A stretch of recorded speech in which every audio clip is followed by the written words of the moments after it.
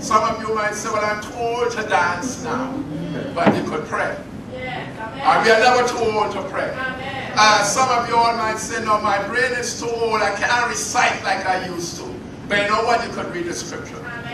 You are never too young to do certain things, and you are never too old to do certain things.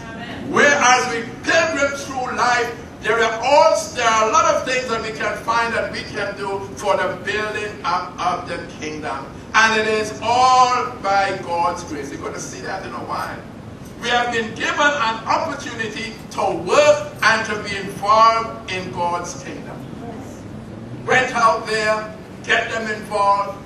Landowner, get them involved. He has the resources. God is a God of resources. We cannot run out of God's resources. The more we use them up is the more He gives. But that old time song said, He giveth and He giveth and He giveth again. We cannot run out of God's resources. He is a God of unlimited resources. Why? Because He alone is God. Now the story takes a little twist here. On the surface, it seemed as though everyone was happy about their work. I'm going to say that again. On the surface, it seems as though everyone was happy about their work. The first set, they got in there and they did their work. The second set got in there doing their work. Third set got in there doing their work. The fourth set got in there doing their work. But something happened. Below the surface, there was some personal assessment as to what was going on.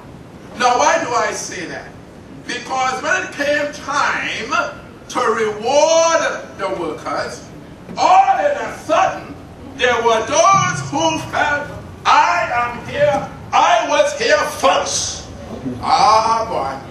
Are you relating to this? I was here first, and how they just came, and how come the man?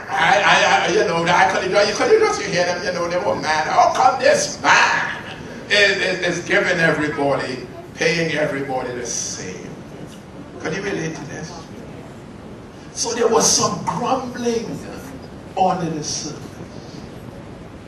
At times on the surface, everything seems all right. But under the surface, at times there is the rumblings, there is the grumblings, there is the envyings, there are the jealousies, and all that kind. But under the surface, man, look over, everybody's working, everything is fine, everything is fine. But there was some grumbling. I am first. I am second. Look at that. They just came. Let us read the verses. So when those came who were hired first, they expected to receive more. No, they had already agreed.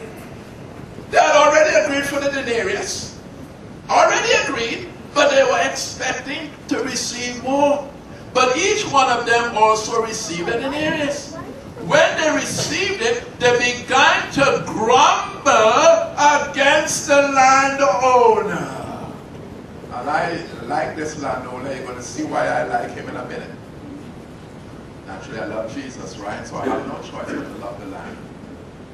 These men who were hired last worked only 1 hour. Does that sound like us? They said, and you have made them equal to us who have borne the burden of the work and the heat of the day. We in this hot sun all day. But we deserve more. But he answered one of them. This is such sophisticated language. Some of us won't say it like this. But I'm going to quote direct from Scripture. Friend, I am not being unfair to you. Did you agree to work for the denarius? Take your pay and go. Now, some of us would have added some more stuff. Am I right about that? I said some of us would have added some more stuff. All right. But they're very sophisticated, very, landowner, take your pay and go. I want to give the man who was hired last the same I gave you. And I love this. Don't I have the right to do what I want with my own? Or are you envious because I am generous? Sons, doesn't sound like one of them. God has his resources. Amen. God has the right, we call it the sovereignty of God. He has the right to do with his resources what he wants to do. Amen. I know sometimes, according to the situation, we will say, if I was God. I've said that many times. Thank God I'm not God. Yeah. Thank God none of you are God. That's right. But sometimes we want to put ourselves in that place. Because we see something and we figure we can just rectify this right away. But thank God that God is a gracious God. Amen. Thank God he does not treat us the way we deserve. Thank God he is a forgiving God. Thank God that he's a God of opportunities. Those who were first to be hired became dissatisfied when they realized that those who came last got equal rewards. Let me ask you a question. Who are you to argue or be dissatisfied with what God does? Who are you to argue or be dissatisfied with what God does? Sometimes we can't understand it, but we just have to say, God, that's you, that's it. If I was you, God, I would have done it a little bit differently. But that's our humanness. That's our limited vision. That's our limited understanding. But let us be assured that whatever God does. Now I know, let me say this too, that sometimes we attribute things to God that is not of God at all. So let's get that clear. We attribute things to God that is not of God at all. Now God knows. But all of us, oh God, no. In his permissive will at times, he allows things to happen.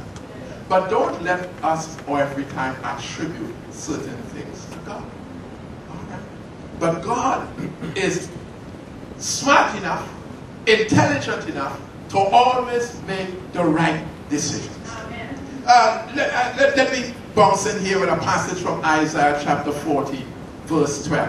And I wish we had an hour. And this chapter, and I would just encourage you to read it. It's one of my favorite Old Testament passages. Isaiah chapter 40. It is just a majestic piece of scripture. And it takes you from earth right up to heaven. Listen to this, verse 12. Who has measured the waters in the hollow of his hand? Or with the breadth of his hand marked off the heavens? Who has held the dust of the earth in a basket? Or weighed the mountains on the scales and the hills in a balance? Who has understood the mind of the Lord? Or instructed him as his counselor? Whom did the Lord consult to enlighten him? And who taught him the right way?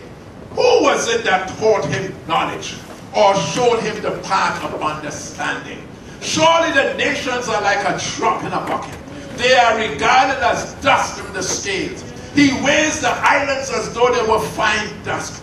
And then every time we get on to verse 18, to whom then will you compare God? What image will you compare him to? As an idol, a craftsman, and it goes on and it goes on. In other words, Isaiah, by the inspiration of God, is telling us that there is no one like God. Amen. We cannot bring him to our level. We have to try to get up there. We have to try to get up. But the mind of God and the decisions of God are his. Because he knows way back there, he knows now, and he knows way ahead. He is God. Hallelujah.